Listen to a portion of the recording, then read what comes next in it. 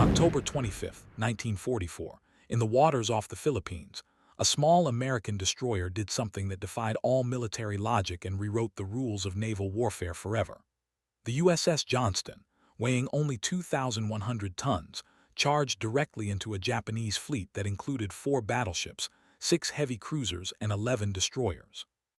Among these giants was the Yamato, the largest and most powerful battleship ever built, displacing 72,800 tons and armed with 9 18.1-inch guns capable of hurling shells weighing 3,200 pounds over 25 miles.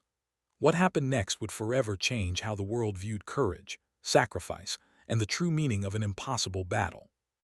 This was not just a David against Goliath. It was a David against 4 Goliaths, each capable of vaporizing the small American ship with a single accurate shot. Yet by the end of this engagement, the mighty Japanese center force would be in full retreat, their mission abandoned, their confidence shattered by a single destroyer that refused to acknowledge the mathematical impossibility of victory.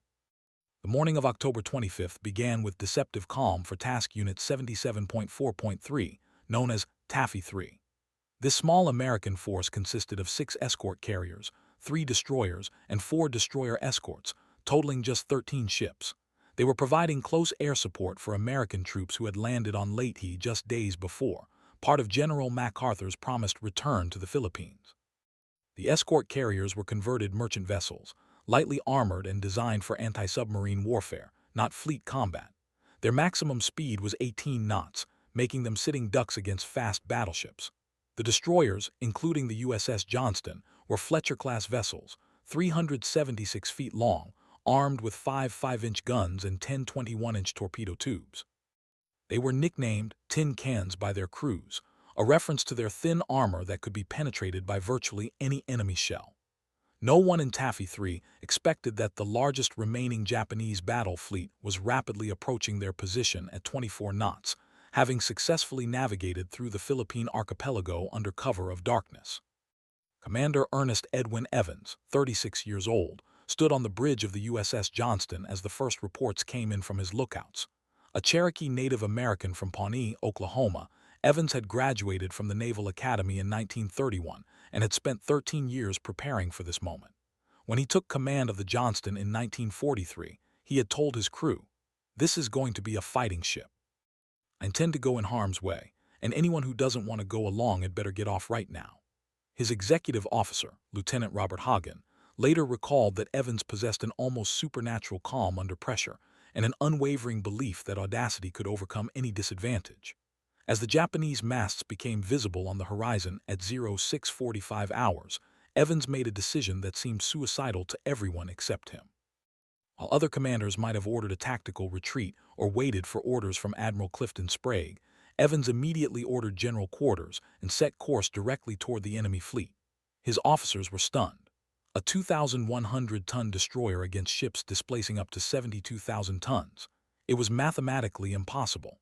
But Evans understood something that numbers couldn't capture: the power of absolute audacity and the psychological impact of the unexpected. The Japanese center force that emerged from the morning haze was a sight that would have terrified any rational naval officer. Led by Vice Admiral Kurita aboard the superbattleship Yamato, the force included the battleships Nagato, Kongo, and Haruna, each armed with 14-inch or larger guns. The heavy cruisers Kumano, Suzuya, Chikuma, Chakai, Haguro, and Tone added their 8-inch batteries to the overwhelming firepower. This was the most powerful surface fleet Japan had assembled since the Battle of Midway, representing the last hope of the Imperial Japanese Navy to strike a decisive blow against American forces. The combined broadside weight of this fleet exceeded 15,000 pounds of steel and high explosive per salvo. By comparison, the entire armament of Taffy 3 could deliver less than 1,000 pounds per salvo.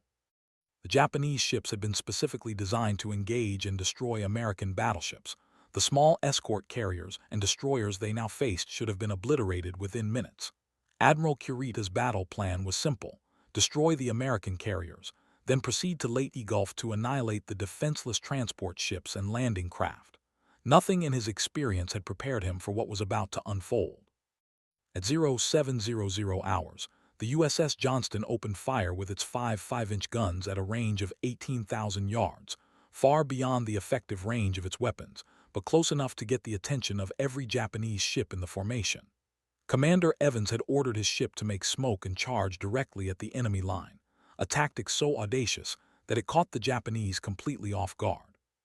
The Johnston's fire control radar, one of the most advanced systems available in 1944, allowed it to achieve hits at ranges that seemed impossible for such a small ship. Seaman First Class Robert Billy, a Potawatomi Indian serving as a loader on gun Mount 52, later described the scene. The old man had us charging straight at those battleships like we were the biggest, baddest ship in the Pacific.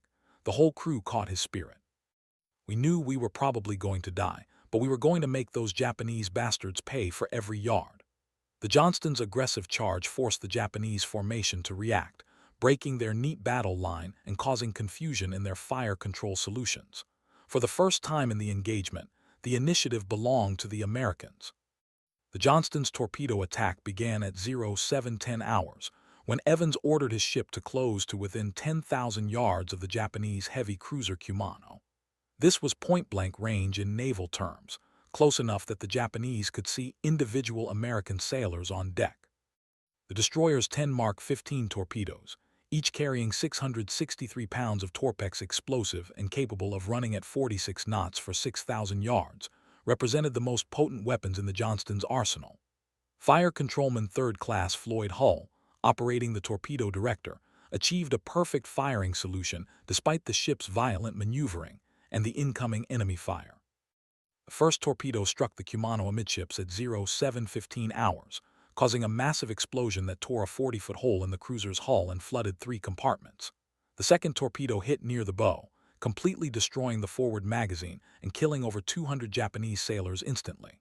Within 5 minutes, one of the most powerful ships in the Imperial Japanese Navy was dead in the water, its speed reduced to 0, and its main battery silenced. The psychological impact on the Japanese fleet was immediate and profound. If a single American destroyer could cripple a heavy cruiser, what other surprises awaited them? The Japanese response was swift and devastating. At 0720 hours, the battleship Congo opened fire with its 14-inch guns, followed immediately by the Yamato's massive 18.1-inch battery. The sound of incoming shells was unlike anything the Johnston's crew had ever experienced. Gunner's Mate 2nd Class Paul Johnston described it as freight trains falling out of the sky. The first salvo straddled the destroyer, sending geysers of water 200 feet into the air. The second salvo found its mark. 3 14-inch shells struck the Johnston's after engine room, after fire room, and after gun mount. The explosions killed 25 men instantly and wounded dozens more. The ship's speed dropped from 35 knots to 17 knots, and its after-guns were silenced. Damage Control Officer Lieutenant J.A. Worthington reported that the ship was taking on water rapidly and had lost power to its aft sections. Any rational commander would have broken off the engagement and attempted to escape. Commander Evans, however, had no intention of retreating. Over the ship's public address system, his voice rang out clear and steady. "All stations, this is the captain. We've been hit hard, but we're still in the fight. Continue the attack." What followed was 2.5 hours of the most intense naval combat in American history. The Johnston, despite its critical damage, continued to engage the Japanese fleet with a ferocity that bordered on the supernatural. Using smoke screens, rain squalls, and the ship's remaining speed, Evans maneuvered his destroyer like a boxer, striking and moving, never presenting a stationary target. The ship's remaining guns continued to fire at any Japanese vessel within range, scoring hits on the destroyers Sashimo and Yamashiro. More importantly, the Johnston's aggressive tactics forced the Japanese battleships to maneuver constantly, disrupting their formation and preventing them from concentrating their fire on the vulnerable escort carriers. Radioman 3rd Class James Hornfisher later wrote in his diary, "The old man was fighting this ship like it was a PT boat, darting in and out of the smoke, hitting them where they didn't expect it. The Japanese didn't know what to make of us. Here was this little tin can that should have been on the bottom after the first salvo, and we just kept coming at them." The psychological warfare was as important as the physical damage.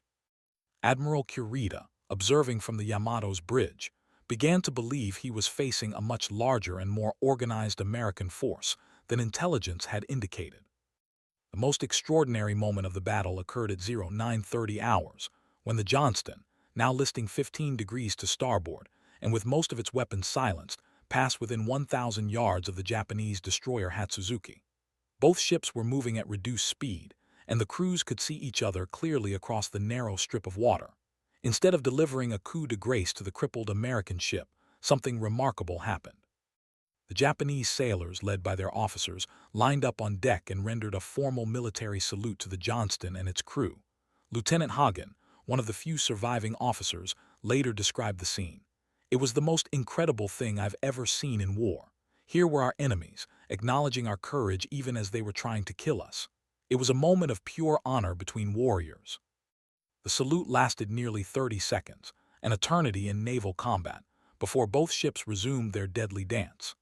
This gesture of respect from enemy sailors would become one of the most famous incidents of the Pacific War, demonstrating that even in the midst of total war, there remained room for recognition of extraordinary courage and sacrifice.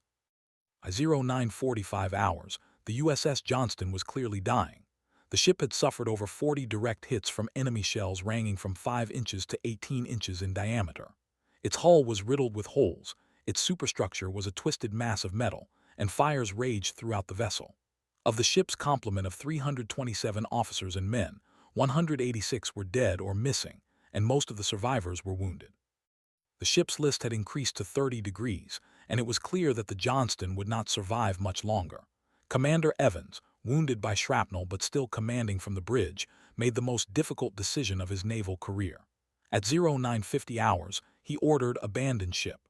As the crew prepared to leave their vessel, Evans remained on the bridge, ensuring that all possible survivors had escaped. He was last seen standing at his post as the Johnston rolled over and sank stern first into the deep waters of the Philippine Sea. His body was never recovered, but his sacrifice would earn him the Medal of Honor, the highest decoration for valor that the United States can bestow. The impact of the USS Johnston's sacrifice extended far beyond the loss of a single ship and its crew. Admiral Kurita, convinced that he was facing a much larger and more determined American force than intelligence had indicated, made a decision that would haunt him for the rest of his life. At 10:20 hours, just as his fleet was on the verge of breaking through to the defenseless transport ships in Leyte Gulf, he ordered a general retreat. The most powerful Japanese surface fleet remaining in the Pacific turned away from certain victory and headed back toward Brunei. The official Japanese after-action report stated that the fierce and unexpected resistance of enemy escort forces had convinced Fleet Command that a major American battle fleet was operating in the area. In reality, the entire American force consisted of the 13 ships of Taffy III, 6 of which were lightly armed escort carriers. The Johnston's impossible charge had created an illusion of strength that saved thousands of American lives and ensured the success of the Leyte landings. The psychological impact on Japanese naval morale was equally devastating. If a single American destroyer could fight an entire fleet to a standstill, what hope did Japan have of winning the war at sea? The legacy of the USS Johnston and its crew extends far beyond the immediate tactical victory at Samar. Their story became a symbol of American determination and courage that inspired countless others throughout the remainder of the war. The ship was awarded the Presidential Unit Citation, 6 battle stars, and numerous individual decorations for its crew. More importantly, the Johnston's sacrifice demonstrated that in warfare, as in life, the human spirit can overcome seemingly impossible odds through sheer determination and courage. The mathematical impossibility of a destroyer defeating battleships became irrelevant when faced with men who refused to accept defeat. Today, the wreck of the USS Johnston lies in over 21,000 feet of water, the deepest shipwreck ever discovered. When it was located in 2021, investigators found that the ship's guns were still trained toward the enemy, a final testament to the fighting spirit of Commander Evans and his crew. Their story reminds us that sometimes, the greatest victories come not from superior firepower or numbers, but from ordinary people who choose to do extraordinary things when everything seems lost. The USS Johnston proved that courage, properly applied, can indeed move mountains, or in this case, turn away the mightiest fleet on Earth.